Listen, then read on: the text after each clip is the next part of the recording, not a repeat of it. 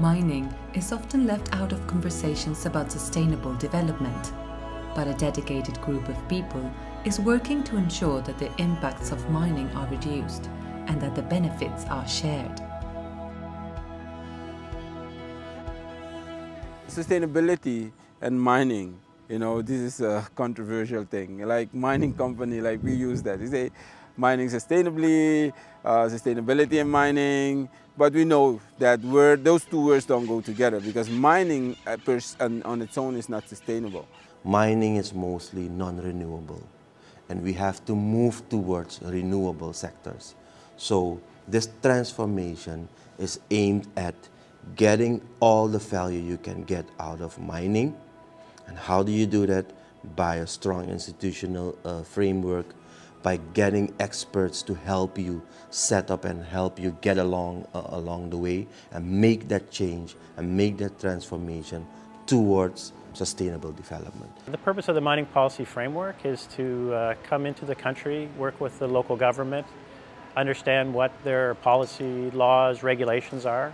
It's going into a country at their request and trying to understand how their mining laws and policies measure up to international best practices laid out in the mining policy framework. We're able to work with the government and identify where they can really achieve benefits, for example, on socioeconomic benefit optimization, how they can improve the economic benefits of the mining sector, how can they improve environmental protection, areas such as biodiversity, where they can improve on their mining laws in terms of taxes and royalties. We need all these assessments done, all these surveys done, and we really need it for the sustainable development to know what can we do, how can we go further, what should we change now in order to have it continued for the coming years, for our children's children, or should we stop now? So it's important for us to know what is happening, how can we really help, and what do we have to do that? Because the mining sector is now booming,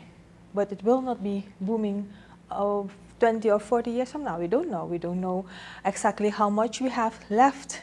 You have to know where you stand. So I would really encourage every member to look at the research until now of this assessment, to use it as a tool, and to really to grab the opportunity to undergo this assessment. It's not an assessment where things will be put on top of your head. No, it's your own assessment, you're part of it, your society's part of it. We undertake the assessment, but then we come back and provide training and capacity building to help the country improve its performance over time. It's technical support. It's essentially looking at how we can address the issues that have been raised during the assessment process. So we'll take the assessment, we'll work with the government to see where their needs are greatest, where they would like technical support, where they would like capacity building, and then we bring together the right experts to do that. This is one of the bigger tools that we need to write our mining policy, to really contribute as well to the revision of our mining law. Reforming the mining sector isn't just good for the economy and for society, it's also good for mining companies. Having a transparent government system or a transparent regulatory system is important for business. It makes things easy for us to work. We know the limits, the boundaries, our responsibilities very well understood, the stakeholders' responsibilities are understood, and the government responsibilities are understood.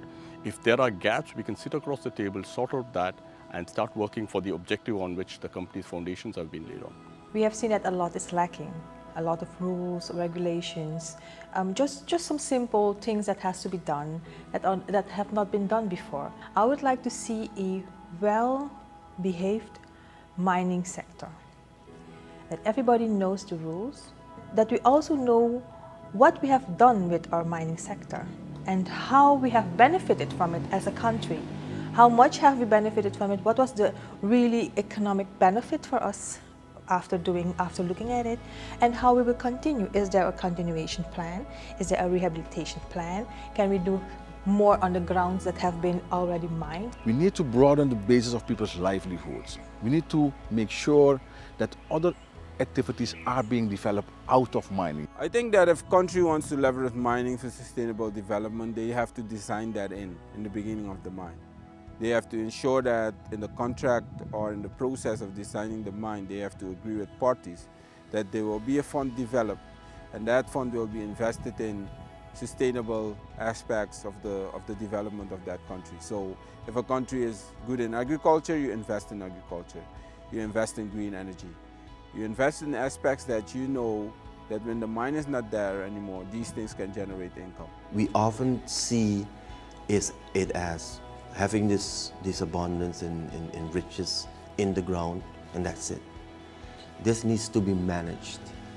And the management starts with good legislation. How to make sure that a mine is being operated and run in a environmentally responsibly, but also responsibly with regard to mankind, to people. Everything is driven by the legacy that you want to leave behind. So the IGF is really about countries coming together to recognize that the mineral sector can make a positive contribution to sustainable development and poverty alleviation, and working together to promote that goal.